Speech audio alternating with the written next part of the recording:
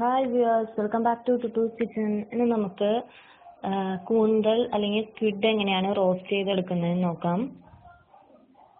ഇതിനാവശ്യമായിട്ടുള്ള ingredients: കൂന്തൽ നല്ലപോലെ നന്നാക്കിയിട്ട് ചെറുതായിട്ട് അരിഞ്ഞെടുത്തത്, സവാള ഒരു മീഡിയം സൈസ്, വെളുത്തുള്ളി ഇഞ്ചി ചതച്ചെടുത്തത്, ഒരു തക്കാളി ചെറുതായിട്ട് അരിഞ്ഞത്, പച്ചമുളക്, വേപ്പില, മഞ്ഞൾപ്പൊടി 1/4 ടീസ്പൂൺ, മുളക് പൊടി നമ്മുടെ ആവശ്യത്തിന്, മല്ലിപ്പൊടി 1/2 ടീസ്പൂൺ, കുരുമുളക് പൊടി ആവശ്യത്തിന്, ഗരം മസാല ആവശ്യത്തിന്.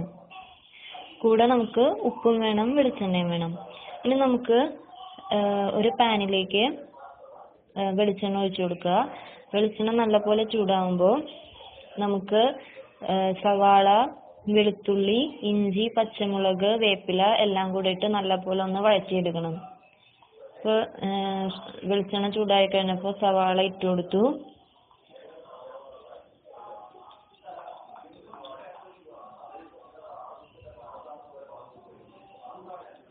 ഇഞ്ചി ഒരു ചെറിയ കഷ്ണം ഇഞ്ചി, ഒരു 4-5 ചുള വെളുത്തുള്ളി, ഇഞ്ചിയും വെളുത്തുള്ളിയും കൂടെ ചതച്ചെടുത്തത്, പച്ചമുളക്, വേപ്പില എല്ലാം കൂടെ ഇട്ട് നല്ലപോലെ വഴറ്റിയെടുക്കുക. സവാള അധികം മുരിച്ചെടുക്കേണ്ട ആവശ്യമില്ല.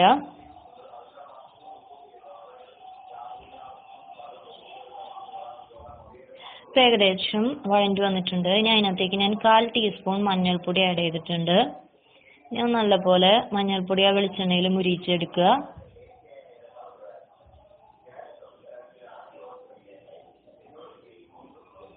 മഞ്ഞൾപ്പൊടി ഏകദേശം മുരിഞ്ഞു വന്നിട്ടുണ്ട്.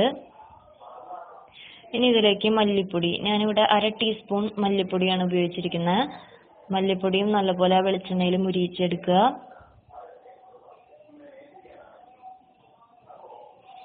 ഇനി മുളക് പൊടി നിങ്ങൾക്ക് നിങ്ങളുടെ എരിവിന് അനുസരിച്ചിട്ട് ഇട്ട് കൊടുക്കാം.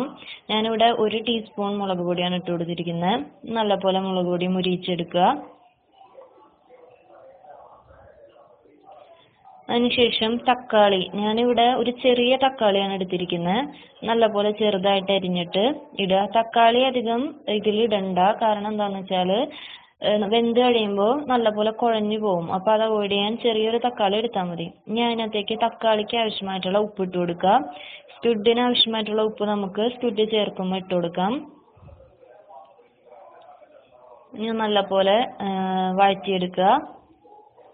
ഒന്ന് മൂടി വെച്ചാൽ നല്ലപോലെ വേഗം തക്കാളി വെന്ത് കിട്ടും. ഇനി നമ്മൾ ചെറുതായിട്ട് അരിഞ്ഞു വെച്ചിരിക്കുന്ന സ്ക്വിഡും ആഡ് ചെയ്തു, അതേപോലെ സോൾട്ടും ആഡ് ചെയ്തു. ഇതിൽ നമ്മൾ അഡീഷണൽ ആയിട്ട് വെള്ളം ചേർക്കണില്ല, കാരണം സ്ക്വിഡ് ഒന്ന് വെന്ത് വരുമ്പോൾ അതിൻ്റെ ഉള്ളിൽ നിന്ന് തന്നെ അത് വേവാനുള്ള ആവശ്യത്തിന് വെള്ളം വരും. ഇനി അടുത്തതായിട്ട് നമുക്ക് കുരുമുളക് പൊടി നമ്മുടെ ആവശ്യത്തിന് ആഡ് ചെയ്ത് കൊടുക്കുക. ഇനി അടുത്തതായിട്ട് ഗരം മസാല, ഞാനിവിടെ ഒരു 2 നുള്ളു ഗരം മസാലയാണ് ഇട്ട് കൊടുത്തിരിക്കുന്നത്. അത് നിങ്ങളുടെ ടേസ്റ്റിനനുസരിച്ചിട്ട് ആഡ് ചെയ്ത് കൊടുക്കാം. ഇപ്പം ഈ വെള്ളം ഞാൻ ഒഴിച്ചേക്കുന്നതല്ല കേട്ടോ, ഈ സ്ക്വിഡിൻ്റെ ഉള്ളിൽ നിന്ന് തന്നെ വന്നേക്കുന്ന വെള്ളമാണ്. അത് വേവാൻ ആവശ്യമായിട്ടുള്ള വെള്ളം അതിൽ നിന്ന് തന്നെ വരും. പിന്നെ നമ്മളിത് പാകം ചെയ്യുമ്പോൾ ഇനി ഹൈ ഫ്ലെയിമിലിട്ട് പാകം ചെയ്യുക. എന്താണെന്ന് വെച്ചാൽ സ്ക്വിഡ് വളരെയധികം വെന്ത് കഴിഞ്ഞാൽ ഒരു റബ്ബർ പോലെ ഇരിക്കും. അപ്പോൾ അത് അവോയ്ഡ് ചെയ്യാനായിട്ട് നമ്മൾ ഹൈ ഫ്ലെയിമിലിട്ട് കുക്ക് ചെയ്യാം. ഇപ്പോൾ റെഡി ആയിട്ടുണ്ട്, നമ്മുടെ സ്ക്വിഡ് റോസ്റ്റ് ഇവിടെ റെഡി ആയിട്ടുണ്ട്. എല്ലാവരും വീട്ടിൽ ട്രൈ ചെയ്ത് നോക്കുക. സബ്സ്ക്രൈബ് ചെയ്യാൻ ആരും മറക്കരുത്. Thanks for watching.